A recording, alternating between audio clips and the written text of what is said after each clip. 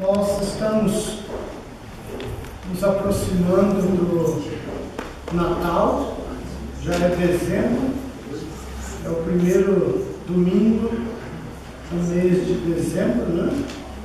E nesse mês nós nos voltamos para o Natal, para as atividades de Natal, e alguns no seu Natal relembram a vinda de Cristo, a encarnação, o nascimento do nosso Senhor Jesus. Mas para muitos, essa é uma data somente de festas, de prazeres carnais, de extravagâncias, de exageros e de pecado. E isso não tem nada a ver com Cristo, não tem nada a ver com o Senhor, né? Mas nós que somos servos do Senhor, obviamente nessa época nós voltamos nossos olhos para Cristo, para o nascimento dele. Mas eu estava pensando o que pregar nesse mês de dezembro, e eu senti no meu coração o desejo de falar não da primeira vinda de Cristo, mas falar da segunda vinda de Cristo. Porque, de fato, Cristo veio, e isso foi uma grande bênção para a nossa vida, e é uma grande bênção para a nossa vida. A nossa salvação existe porque Ele veio. Mas nós que somos salvos temos uma esperança, ou deveríamos ter uma esperança, como a maior esperança da nossa alma, da nossa vida, que é a segunda vinda dele. Quando ele disse que nós deveríamos celebrar essa ceia, essa mesa, era um marco, ela vai terminar até que ele venha, porque nós estamos esperando ele.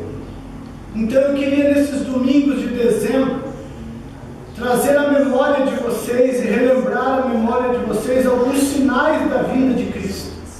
Eu queria conversar cada domingo sobre um sinal que antecede ou antecederá a vinda do nosso Senhor, e como isso pode trazer esperança, força, fé ao nosso coração. Eu convido vocês a meditarem, a não faltarem, mas estarem presentes nesses cultos, porque nós vamos cada domingo ver um dos sinais relativos à vinda do nosso Senhor Jesus, né? Assim como todo o Antigo Testamento prometeu que Ele viria e se encarnaria como nosso Salvador, e de fato Ele veio, e Ele veio de uma forma que todas as profecias do Antigo Testamento se cumpriram exatamente como a palavra de Deus disse. Nenhuma profecia sobre Jesus falhou. Desde a encarnação, do nascimento, foi predito como ele nasceria, foi profetizado aonde ele nasceria, foi profetizado o estado em que ele nasceria, num lugar de pobreza, foi dito o nome dele, foi estabelecido que ele seria da cidade tal, que ele desenvolveria o ministério dele na Galiléia dos gentios, foi predito que ele viveria uma vida de sofrimento, que ele seria desprezado, humilhado, foi predito que ele morreria numa cruz, entregado pelas mãos do próprio povo dele, dos gentios, e aconteceu. Foi predito que nenhum osso dele seria quebrado na cruz, porque era a tradição quebrar as pernas dos crucificados para que acelerasse o processo de morte. E o profeta disse mais de 1000 anos antes: nenhum dos seus ossos será quebrado. Todas as profecias referentes à vinda de Cristo se cumpriram exatamente como ele disse que se cumpriria. E nós temos muitas profecias a respeito da segunda vinda dele, e elas vão se cumprir iguais às da primeira vinda, porque quem prometeu é poderoso para fazer cumprir a vontade dele, soberano sobre tudo e todos. Então hoje nós temos esse desafio, né? E o texto que eu quero convidar vocês a ler é esse que está em Mateus capítulo 24. E é o próprio Jesus falando da vinda dele, né? Ele diz assim: e quando Jesus ia saindo do templo, aproximaram-se dele os seus discípulos para lhe mostrarem a estrutura do templo. Jesus, porém, lhes disse: não vedes tudo isso? Em verdade vos digo que não ficará aqui pedra sobre pedra que não seja derribada. E estando assentado no Monte das Oliveiras, chegaram-se a ele os seus discípulos, em particular, dizendo: dize-nos quando serão estas coisas, e que sinal haverá da tua vinda e do fim do mundo? E Jesus respondendo disse-lhes: acautelai-vos que ninguém vos engane, porque muitos virão em meu nome, dizendo: eu sou o Cristo, e enganarão a muitos. E ouvireis de guerras e de rumores de guerras. Olhai, não vos assusteis, porque é mister, é necessário que tudo isso aconteça, mas ainda não é o fim. Porquanto se levantará nação contra nação, e reino contra reino, e haverá fome, e pestes, e terremotos em vários lugares. Mas todas estas coisas são o princípio das dores.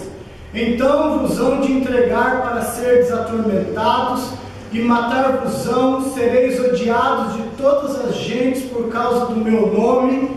Nesse tempo muitos serão escandalizados, e trair-se-ão uns aos outros, e uns aos outros se aborrecerão, e surgirão muitos falsos profetas, e enganarão a muitos. E por se multiplicar a iniquidade, o amor de muitos se esfriará, mas aquele que perseverar até o fim será salvo. E este evangelho do reino será pregado em todo o mundo, em testemunho a todas as nações, a todas as gentes. Então virá o fim. Amém? Vamos orar? Obrigado, Deus, pela tua palavra. Que o Espírito Santo ilumine a minha mente, meu coração, para que eu possa pregar a tua palavra de forma fiel, e que o teu santo nome seja glorificado através disso, e a fé da tua igreja edificada, fortalecida no Senhor e na sua palavra. Em nome de Jesus, ajuda-nos nesse momento, Pai. Nós te pedimos humildemente no nome do teu Filho Jesus. Amém.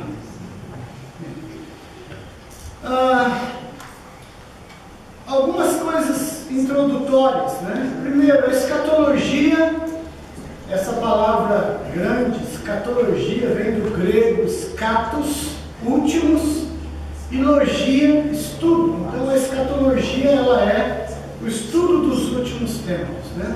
A escatologia é um dos temas mais controversos da igreja cristã.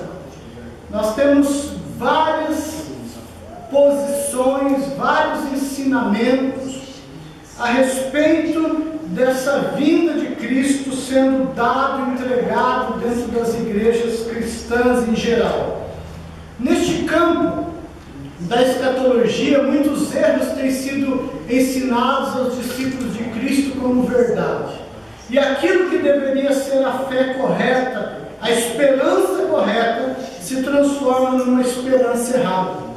Por exemplo, o dispensacionalismo é uma corrente escatológica, e essa corrente escatológica, ou essa forma de ensino sobre a vinda de Cristo, é a mais disseminada dentro das igrejas evangélicas, é a mais popular entre as igrejas. Eu poderia dizer que 90% das igrejas evangélicas creem em coisas, ou na volta de Jesus, ou nas coisas relacionadas à volta de Jesus, dentro da perspectiva do dispensacionalismo. Mas o mais triste é que o dispensacionalismo é uma heresia disfarçada de uma verdade bíblica. Mas é bonito. A heresia do dispensacionalismo, ela é fantasiosa, E muita gente gosta das fantasias que os pregadores, os sensacionalistas dissimulam nos cultos das igrejas cristãs. Essa área é a maior esperança dos verdadeiros crentes. Os verdadeiros crentes, eles desejam e anseiam pela volta de Jesus. Se você é um crente, você não deseja, não tem esperanças pela volta de Jesus, talvez é porque você não tenha convicção da tua salvação, ou porque você não seja salvo. Porque alguém que é salvo entende que não há lugar melhor para nós estarmos que com Ele, e que Ele venha, e que Ele possa de fato vir a buscar a sua igreja. Essa é a nossa maior esperança, essa é a nossa maior, eu vivo por isso, eu me movo por essa esperança. Às vezes eu ando olhando para o céu e perguntando, eu estou esperando, Senhor, ou dizendo, quando, Senhor? Porque a razão da minha vida é isso. Eu troco qualquer futuro brilhante que vocês pensarem nessa vida pela glória de ver Cristo nas nuvens, me chamando, venha cá. Não tem nada melhor do que isso, se você é crente. Agora, se você não é crente, esse dia não vai ser de glória para você, vai ser de terror, vai ser de sofrimento, de angústia, de lamento, de pavor. Mas quem é crente deve viver com essa esperança. E é nessa maior esperança dos verdadeiros crentes que muita gente tem tido a esperança errada, esperando coisas que Jesus nunca disse. E é interessante que quando os discípulos perguntam para Jesus, quais serão os sinais da tua vinda, quando isso vai acontecer? Antes que Jesus comece a responder a pergunta deles, Jesus diz exatamente algo relacionado a que ninguém plantasse no coração deles uma falsa esperança. E Jesus, antes de começar a falar dos sinais, a primeira coisa que ele fala é: e que ninguém vos engane. Cuidado, que ninguém os engane com relação a esse assunto. Em outras palavras, Jesus está falando, não trate esse assunto de forma leviana. Eu vi muita gente, tenho escutado muita gente dizer, não me importa como, quando, importa que ele venha. Não, ele disse como, quando nós não sabemos, mas ele disse como ele virá, e nós podemos ter a fé, a esperança correta acerca da vinda dele no nosso coração. E eu quero desafiá-los a pensar nisso. Eu quero que vocês tenham essa fé, esse sentimento no seu coração. Para entender este sermão e muitos dos erros escatológicos ensinados por igrejas, por pastores, líderes, saem justamente de Mateus 24, ou Marcos 13, ou Lucas 21, que são os textos paralelos desse mesmo sermão. Os ensinos errados têm sido justamente tirados desse texto. Por quê? Porque eles têm separado esse texto, eles têm dividido esse texto, aonde não existe divisões. O texto do sermão, ele é um bloco, ele é uma unidade que não pode ser dividido em hipótese nenhuma. E para entender esse texto é necessário entender o contexto da passagem. O que está gerando esse texto? É extremamente importante. E o começo do entendimento desse texto começa em Mateus capítulo 23.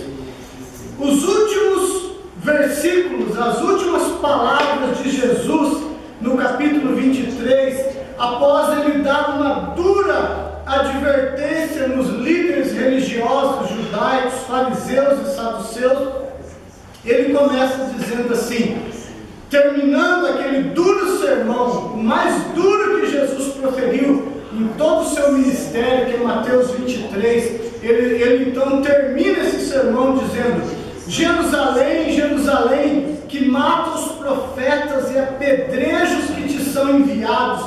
Quantas vezes eu quis ajuntar os teus filhos como a galinha ajunta os seus pintos debaixo das asas, e tu não quisestes.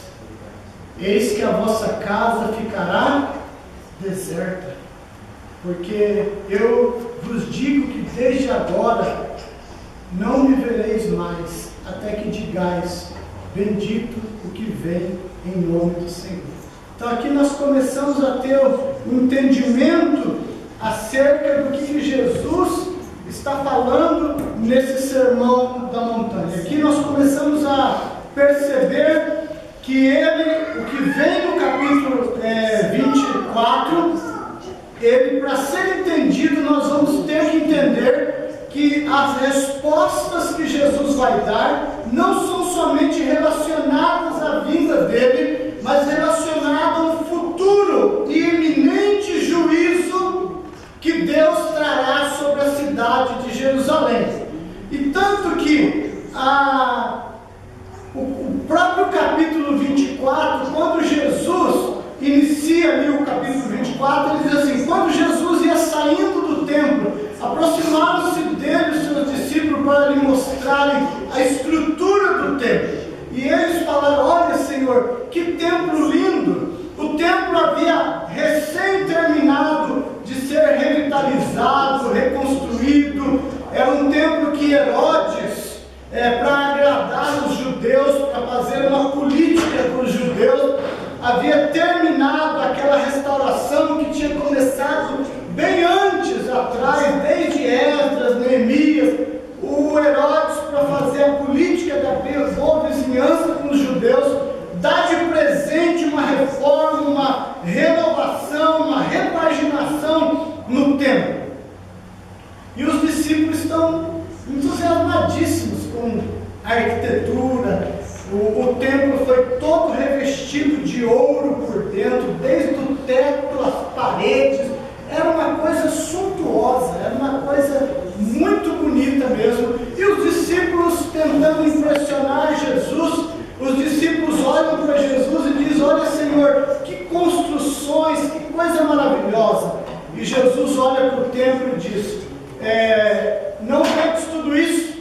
Em verdade vos digo que não ficará aqui pedra sobre pedra que não seja derribada. Primeiro, porque ele tinha profetizado um juízo sobre Jerusalém: a tua casa ficará deserta. Segundo, porque ele estava prestes a derramar o sangue dele, e aquele templo era 100% um tipo de Cristo. Tudo que havia naquele templo apontava para Cristo e para a obra dele na cruz por nós. Tanto que ele fala para os judeus assim: eu derrubo esse templo e o reedifico em 3 dias. Os judeus falam assim: você está louco? Nós estamos 40 anos trabalhando para reformar esse templo, 40, e você vai derrubar ele e reconstruí-lo em 3 dias? Ele estava falando de qual tempo? Em 3 dias. Tudo que aquele templo apontava cairia pela morte, mas se levantaria em 3 dias, porque tudo aquilo ali apontava para ele. E como ele cumpriu tudo que aquele templo apontava, já não há mais necessidade de ter aquele templo. Por isso ele profetiza: não ficará pedra sobre pedra nesse lugar, que não seja derribado. E estando assentados, então eles saem do templo, caminham pelas ruas de Jerusalém, saem pela porta que dá para o Jardim das Oliveiras, que era um pouco mais alto, um morro mais alto. Eles vão até o Jardim das Oliveiras, como era de costume, e lá, eu nunca fui, mas eu já vi fotos daquele ângulo, espero um dia ir lá. Quem está no Monte das Oliveiras tem uma vista de Jerusalém muito privilegiada, e tem uma vista do templo, onde era o templo, muito privilegiado. Hoje é a mesquita de Omar que está lá. Então, quando eles se sentam ali debaixo de uma oliveira e eles começam a conversar, os discípulos então falam assim para eles: olha, mas o que ele quis dizer dizer mesmo sobre aquilo? O que significa tudo aquilo que ele estava falando? Então os discípulos pedem para João, Pedro, Tiago e, se eu não me engano, André, irem até Jesus e perguntarem para ele o que significava aquilo que ele tinha falado. Então esses 4 discípulos, que não está narrado aqui, mas Lucas fala deles, esses 4 discípulos vão e fazem 2 perguntas para Jesus. A primeira pergunta que eles fazem é: dize-nos, quando serão essas coisas? Quando que esse templo vai cair? Quando que não ficará pedra sobre pedra? E aí eles vêm com a segunda pergunta: que sinal haverá da tua vinda e do fim do mundo? Então, para entender esse texto, nós precisamos entender que Jesus vai responder 2 perguntas diferentes. E o que acontece?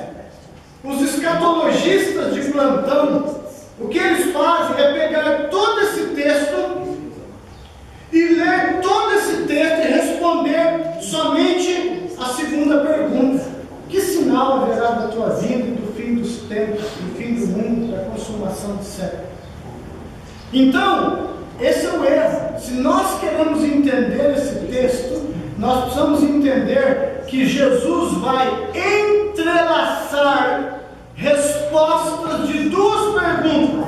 Nós vamos ter que discernir, entender quando ele está respondendo a primeira e quando ele está respondendo a segunda pergunta.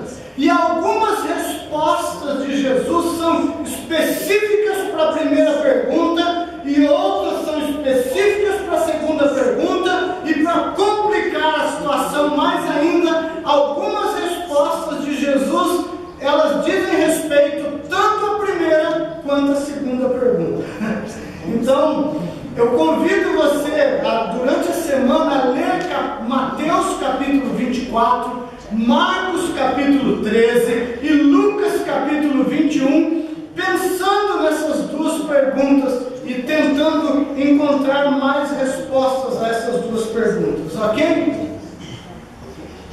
Para entender o sermão escatológico é necessário entender esse contexto. É importante entender que Jesus está respondendo a essas 2 perguntas, ok? Sobre o juízo iminente e sobre os sinais da vinda dele. E essa entrelação de respostas é o desafio para nós entendermos a mensagem de Cristo sobre os sinais da vinda dele. Para que vocês entendam, nesse bloco que nós acabamos de ler hoje, nós temos Jesus dando vários sinais a respeito da vinda dele, ok? Eu fiz uma linha do tempo. Eu gostaria que vocês pudessem guardar e memorizar essa linha do tempo. Nessa linha do tempo eu coloquei aqui o ano 0, que foi o ano do quê? Do nascimento de Jesus, da primeira vinda do nosso Senhor Jesus Cristo, ok? Depois nós temos o dia final, a segunda vinda do nosso Senhor Jesus Cristo. Então nós temos a primeira vinda no ano 0 e a segunda vinda que nós não sabemos quando, mas ela vai acontecer e vai ser no último dia reservado da história desse mundo, a segunda vinda. Eu queria que vocês entendessem uma coisa: a Bíblia chama esse período da primeira vinda de Jesus até a segunda vinda de Jesus de os últimos dias. Algumas vezes nós, quando ouvimos essa expressão últimos dias, parece que nós estamos pensando naqueles dias muito próximos, uma semana, um mês antes da vinda de Cristo, certo? Não, a Bíblia não usa essa expressão com esse sentido de aquele tempo lá pertinho da vinda de Cristo. Tanto que no sermão de Pedro, em Atos capítulo 2, quando o povo viu a manifestação da glossolalia, as pessoas falando na língua deles, dele, quando existe esse fenômeno, os outros judeus que não eram cristãos, ao verem aquilo, falam: eles estão bêbados. E Pedro então toma a palavra e, pregando um sermão, ele diz: eles não estão bêbados, senhores, mas o que está acontecendo aqui foi profetizado pelo profeta Joel. E o profeta Joel disse que nos últimos tempos o Espírito do Senhor viria sobre toda a carne. Joel capítulo 2. E ele usa a expressão últimos dias, justamente se referindo ao começo daquela linha, dessa linha do tempo. E outros escritores também vão fazer isso. Então, últimos tempos tem a ver com a primeira e a segunda vinda de Cristo, certo? No ano 33 nós temos a morte de Cristo dentro da história. E um pouco antes da morte de Cristo, Jesus profetiza esse sermão. E ele está profetizando a queda do templo de Jerusalém, e ele está profetizando também a destruição do templo. Ele está dizendo, nesse sermão, ele está dando duas profecias a respeito, uma sobre Jerusalém e outra sobre o templo. A vossa casa ficará deserta e não ficará pedra sobre pedra. E de fato, a profecia de Jesus sobre a queda de Jerusalém e a questão da queda do templo se cumpre no ano 70. No ano 70, o general Tito, filho do imperador Vespasiano, mais precisamente no ano 66, começa uma grande rebelião dos judeus contra o domínio de Roma, e eles, tentando se livrar do domínio de Roma, eles começam a rebelar-se, expulsar a legião romana que dominava Jerusalém, e eles, num surto de amnésia, eles acham que aquilo foi a vitória deles, mas eles esqueceram dos milhares de soldados que Roma tinha preparados para vir invadir aquela cidade. Mas eles estão fazendo isso também porque o Senhor profetizou que assim aconteceria. E no ano 66, o imperador Vespasiano, já de paciência esgotada com os judeus, porque de todos os povos conquistados por Roma, os mais rebeldes, os mais complicados, eram os judeus. Então o Vespasiano falou para o filho dele assim: vai você mesmo, não vou mandar outro general, vai você mesmo, sitie aquela cidade, não deixe entrar comida, não deixe entrar água, não deixe entrar nada, eu quero ver, e destrua aquela cidade. E ele no ano 66 sitiou a cidade. E a cidade ficou cercada por um exército imenso e muito bem armado. E ele foi deixando o povo morrendo de fome, até que chegou o momento que ele decidiu entrar e conquistar a cidade. No ano 70, ele então entra e ele conquista a cidade. E a cidade é invadida, tomada pelo exército, e um dos soldados pega uma brasa, uma pedra de fogo e lança pela janela do templo, e quando aquela pedra incendiada cai dentro ali nas cortinas, haviam cortinas ali, havia muitas peças de pano, aquilo prendeu um fogo enorme, e aquele fogo começou a queimar o templo, e muitas pessoas que haviam fugido para dentro do templo, porque eles pensavam: lá dentro do templo ninguém vai nos atingir, nenhum Deus vai nos proteger dentro da casa dele. Mas aquilo já não era mais casa de Deus, a casa de Deus já era então cada um dos seus discípulos. É inútil aquilo lá. E então aquele templo é incendiado, e com o fogo que se alastra, todo aquele ouro do teto das paredes se derrete e ele entra pelas fendas das pedras, de forma que aquele ouro todo entrou nos buracos das construções que podiam, e quando o fogo acabou, os soldados entram e veem aqueles veios de ouro penetrando as construções. Eles não têm nenhum problema de vir com marretas, com picaretas e de remover pedra sobre pedra para tirar o ouro que estava escorrido entre os vãos das pedras. E de fato, na ganância dos soldados, a profecia de Jesus se cumpre: não ficará pedra sobre pedra, porque eles removeram todas as pedras para roubar ou tirar cada grão de ouro que havia entre elas. Isso acontece no ano 70. Então, muitas dessas do que está aqui tem respeito a esse evento do ano 70, acontecido 30 e poucos anos depois da morte do nosso Senhor Jesus Cristo, certo? Um outro período que Jesus vai mostrar, agora respondendo à pergunta: que sinais haverá da tua vinda?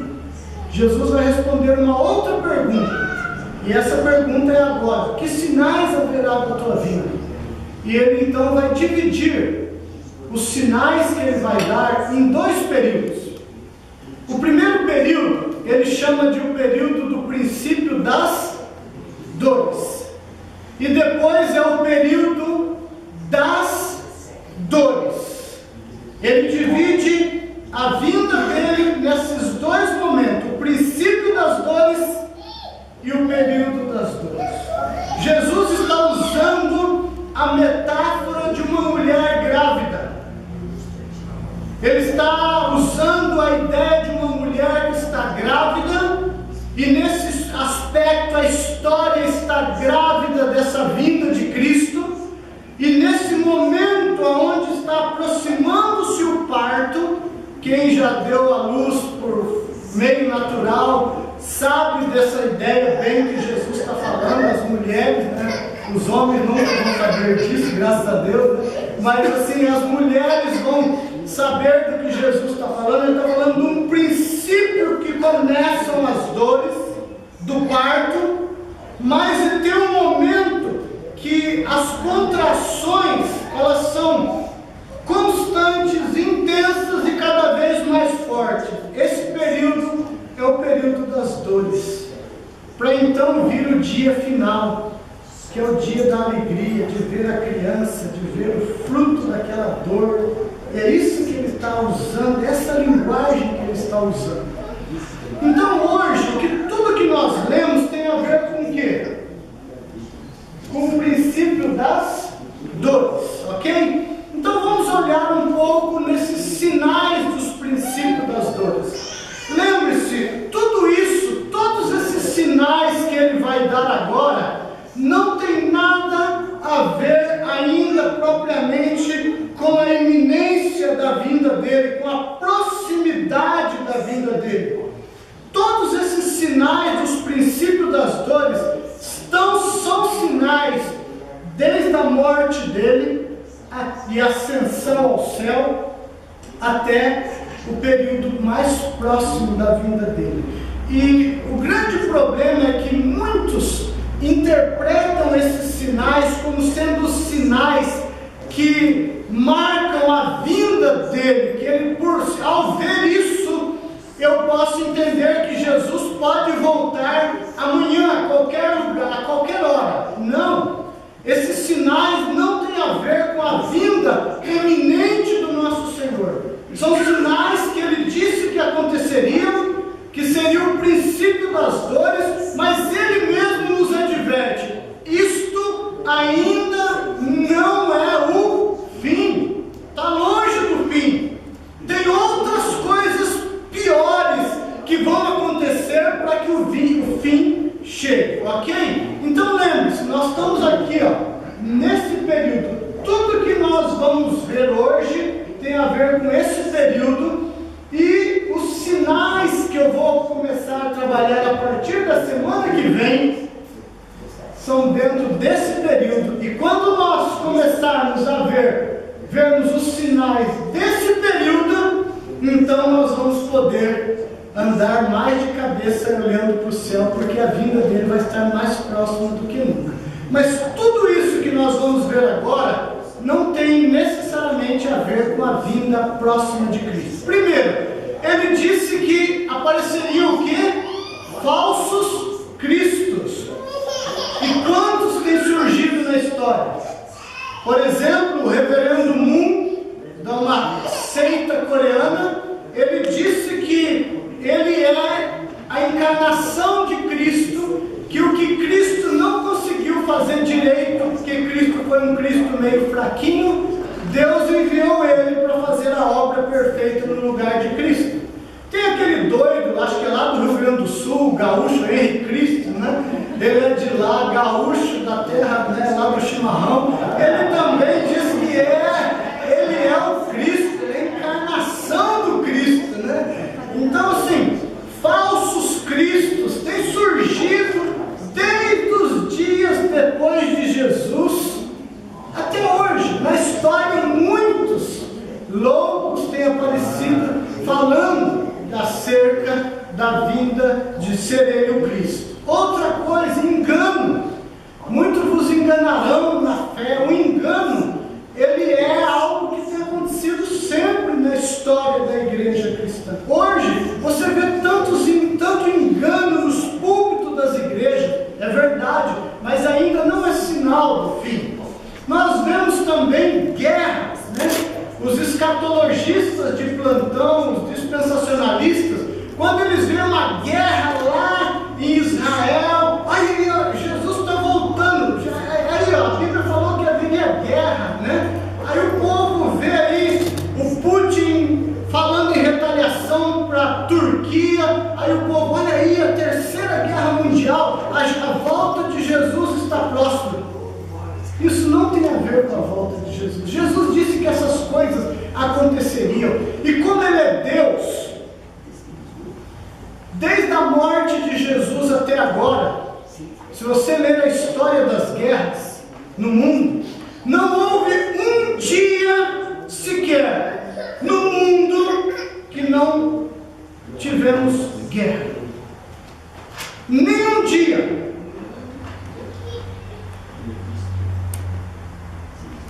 Os Estados Unidos é uma das nações que mais produz guerra. Em toda a história do país, quando eles não guerrearam contra gente de fora, eles guerrearam contra eles mesmos. 2 anos eles nunca tiveram guerra nenhuma, em quase 300 anos de história do país. Só 2 anos eles nunca guerrearam. Então os Estados Unidos já está cumprindo a profecia de Cristo aí. Ou seja, a guerra não é sinal que Cristo está voltando necessariamente. Outro sinal, nação contra nação, oposição, guerra, sempre houve. Jesus, por mais que a gente tenha ONU, por mais que a gente tenha o Unesco, todas essas coisas, mas é uma nação por si, cada um puxando para o seu interesse, e não tem essa, é nação por nação, e se for ficar contra, eles vão ficar contra outra nação. Fome, sempre existiu fome, desde a morte de Jesus até hoje, o mundo padece de fome. Fome não é sinal de que Cristo está prestes a vir. Pestes, quando surgiu a AIDS, né? Que eu vi de pregador falando, aí Jesus está próximo de voltar, né? A AIDS é uma peste universal que está matando gente no mundo inteiro, não sei o que, papapá. Jesus está falando, isso vai acontecer na história, até a minha vida, mas não é o fim, isso não é sinal do fim. Terremotos, né? Dá um terremoto, os escatologistas de plantão também já se levantam. Olha aí, Jesus está voltando, terremoto, né? A lua ficou vermelha, olha aí, a volta de Jesus está próxima, né? Estão lendo os sinais errados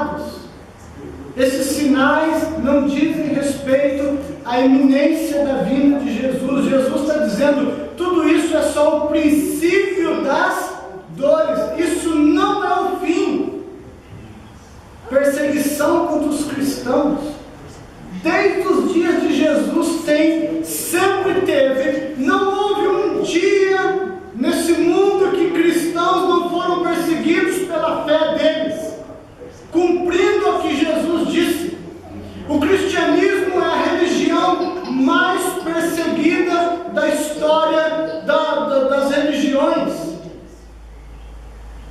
Se você tem um site, uma ONG que faz esse trabalho de mapeamento da perseguição, eles dizem que hoje, nesse exato dia, 2015, o cristianismo, em termos de números de pessoas perseguidas, é o mais perseguido da história. Cerca de 200 milhões de cristãos vivem debaixo de perseguição hoje. Claro, nós somos muito mais do que antes, é proporção, mas perseguição sempre houve. Outro sinal, escândalos. Quantos escândalos tem tido, né? A igreja cristã tem produzido escândalo atrás de escândalo. Nós temos produzido como igreja. Por que muitas pessoas não querem pisar numa igreja? Porque elas estão escandalizadas com a roubalheira, com o desvio de dinheiro, com a enganação da fé do povo, com a exploração de arrancar tudo que se pode do povo. Escândalos, líderes, pedofilia entre sacerdotes, adultério, coisas horríveis. Esses escândalos, Jesus disse, eles acontecerão, mas não é o fim. Eles vão acontecer para que vocês lembrem que eu disse que acontecerão, para que vocês não duvidem do que eu falo, porque o que eu falo acontece. E tudo isso você tem visto? Na tua curta vida você tem visto todos esses sinais acontecerem? Tem algum aqui que você pode falar que não acontece? Traição, falsos profetas. Quantos púlpitos cheios de falsos profetas, falsos pregadores, multiplicação do pecado, e o amor se esfriará. Só vem esfriando. As pessoas são cada vez mais individualistas, pensando nelas mesmas, do que no reino de Deus, nas coisas de Deus. Tudo isso tem acontecido é para que você não duvide do que ainda não aconteceu e vai acontecer. Por isso Jesus falou, tudo isso aqui não é o fim. Se alguém ficar falando para você, por causa dessas coisas Jesus pode voltar amanhã, mentira, Jesus não pode voltar amanhã.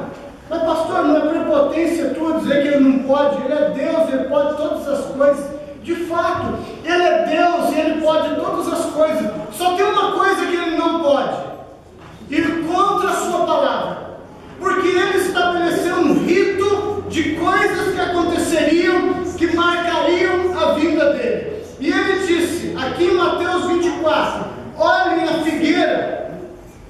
Quando vocês veem a figueira e os ramos se renovando e as suas folhas começam a brotar, o que vocês dizem? O verão está próximo. Assim também, quando virem todas essas coisas, saibam que ele está próximo às portas. Esses sinais são esses sinais que Jesus está falando que vão de fato. Outros sinais do período das dores que ainda não se cumpriram, mas que vão se cumprir. Mas os sinais do período, do princípio das dores, Deus deixou e eles estão se cumprindo para alentar, para fortalecer o nosso coração de que o que o nosso Senhor diz é verdade e se cumpre. E o que ainda não cumpriu, tenha garantia nisso, que já se cumpriu, está se cumprindo, que vai cumprir também. Amém? Ok. Então aqui nós vemos, tudo isso que nós estudamos até agora, todos esses sinais têm a ver com o quê? princípio das dores, mas ainda não é o fim. Ok? Então, nós precisamos entender que tudo isso está acontecendo para que nós nos certifiquemos de que Jesus virá. Ok? Então, algumas conclusões. Pague o preço de conhecer a palavra de Deus para que ninguém vos engane. Eu já fui dispensacionalista, porque alguém me ensinou desse jeito. Mas quando eu comecei a estudar as Escrituras, eu comecei a ver que aquilo não tinha fundamento na palavra de Deus. E eu não tive problema de abandonar aquela esperança mentirosa que plantaram no meu coração por aquilo que verdadeiramente as Escrituras estão falando. A escatologia é um campo que não é muito fácil. Nós não temos todas as respostas, mas as que nós temos são suficientes para que nós creiamos da forma correta. Nós não precisamos ser enganados. Se você apenas escuta e não paga o preço de estudar, de aprender, você vai ser enganado. E Jesus disse: cuidado que ninguém vos engane. Porque justamente o que o diabo quer é que você tenha esperança errada acerca disso. E ele vai fazer com que os falsos ensinos batam a porta do teu coração. Mas você tem a Bíblia na tua mão, você tem a verdade, você pode lutar por conhecer a verdade. Basta que nós vençamos a preguiça, o desinteresse e nós paguemos o preço pela verdade. A única coisa que pode nos livrar do engano, da mentira, é a verdade. Então eu queria concluir dizendo para você: seja um cristão da verdade, das Escrituras. Segundo, não temas se tivermos de passar por lutas e provas por causa do nome de Jesus. Lembre-se, muitos outros irmãos nossos já passaram, estão passando, mas foram sustentados pela graça de Deus. O período próximo da vinda de Cristo vai ser um período muito duro. Esse período do princípio das dores, já tem gente sentindo dor. Mas a graça de Deus, ela é poderosa para nos sustentar nesse princípio das dores. E ela é poderosa para nos sustentar no período das dores. E vai doer. E a igreja vai sangrar. Quem não crê que a igreja não vai passar pela grande tribulação, desconhece as Escrituras, porque a grande tribulação é justamente por causa da igreja. Vai ser a peneira onde Deus vai peneirar essa igreja, onde Jesus vai depurar a igreja dele, porque essa igreja inchada, cheia de gente, pessoas egoístas, buscando seus próprios interesses, querendo servir a Deus de acordo com a ideia delas, os valores delas, e não dispostas a se submeter à autoridade e à soberania de Deus. Nesse período das dores, ela vai negar a Cristo, vai abandonar, porque a dor será tanta que essas pessoas não serão assistidas pela graça de Deus e elas vão pular fora. E essa igreja inchada, essa noiva obesa, feia, enrugada, descabelada, vai se depurar numa noiva bonita, porque o noivo está às vésperas de entrar na cena das bodas do casamento. E o noivo não quer encontrar uma noiva feia, o noivo quer encontrar uma noiva bonita, e nós somos a noiva dele. Mas hoje ela está feia. Os escândalos, as sujeiras, os maus testemunhos, gente que está na igreja, tudo isso vai acabar, porque vão ficar aqueles que estão dispostos a viver ou morrer por Cristo. Não temas, a graça de Deus te sustentará. Não temas, o poder do Espírito Santo levantará a tua cabeça e você vai dizer: pode me matar, mas eu não nego o meu Salvador. Você não tem forças para isso. Mas Ele vai te sustentar. Amém? Creia nisso. Que a volta de Jesus seja sua maior esperança neste mundo mau. Que a tua esperança não haja nada maior do que isso. Que não seja casar, que não seja ter filhos, que não seja ter faculdade, que não seja ter riquezas, bens, empresas, propriedades. Você pode ter tudo isso, mas não coloque nisso a tua esperança. Que a tua esperança seja um dia correr para o abraço de Cristo. Ele imaginou isso? Se jogar nos pés dele e começar a beijar nos pés dele, e abraçá-lo, e sentir as mãos dele tocar você. Vai ter tempo para todo mundo. Se preocupa, é muita gente, mas ele vai ter tempo para abraçar todo mundo nesse dia glorioso. E nós vamos ter uma eternidade para sentar no colo dele, acariciar ele, ouvir dele coisas inefáveis que só quem vai estar lá vai ouvir. Que a esperança da volta de Jesus seja uma força para você viver uma vida de santidade para a glória de Deus hoje. Que você não seja uma vergonha para Cristo, mas que você seja uma vida que glorifica Cristo. Porque no dia que Ele abrir os céus, você não vai estar constrangido. Você não vai estar com vergonha de sua vida suja, pecaminosa, mas você vai poder olhar para Ele e dizer: Senhor, eu lutei para viver uma vida separada do Senhor. Eu posso não ter acertado muito, mas o Senhor é testemunha de como eu lutei contra mim, contra o mundo e contra o diabo para viver para o Senhor. E Ele vai olhar para você e dizer: olha nos meus olhos, tenha paz, eu sei disso. Amém?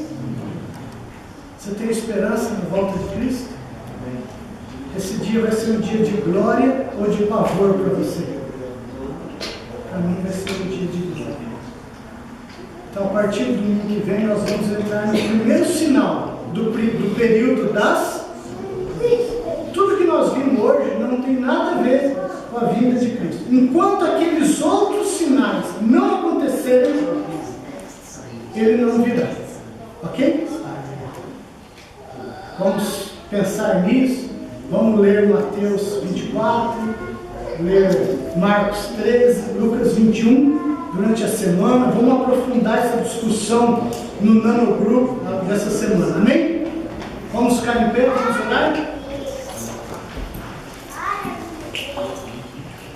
Obrigado, Deus, pela Tua palavra. Ela é força, ela é alento, ela é ânimo, ela é esperança e ela é fé nos nossos corações, Pai. Como é bom entender que todas as profecias que o Senhor fez da Tua primeira vinda se cumpriram exatamente como o Senhor disse. Isso enche nosso coração de fé para crer que aquelas da Sua segunda vinda também se cumprirão.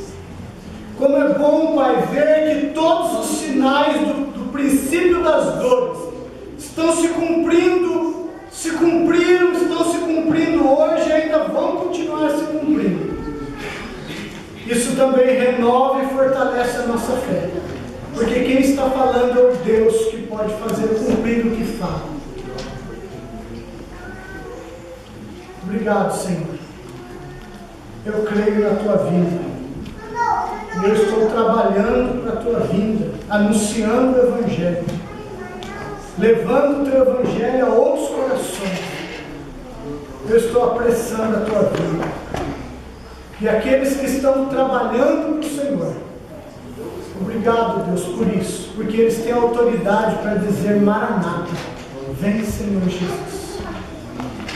Ajuda-nos, Pai, a trabalhar, ajuda-nos a discipular, ajuda-nos a fazer Teu Evangelho conhecido, para que o Senhor venha. Nós oramos, Pai, rogamos que o Senhor sustente a nossa fé nesse princípio das dores.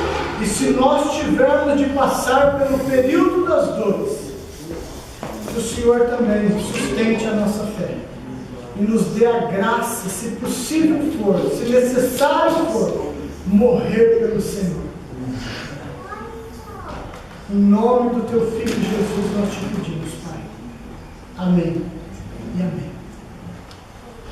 Que a graça do nosso Senhor Jesus, maravilhosa graça, o amor poderoso de Deus, o nosso Pai, o poder, o consolo, o ensino, a direção do Espírito Santo seja sobre nós, povo de Deus, e nos sustente nesse período de princípio das dores, e nos sustente, se necessário, passarmos pelo período das dores também, de cabeça erguida, vivendo ou morrendo por Cristo.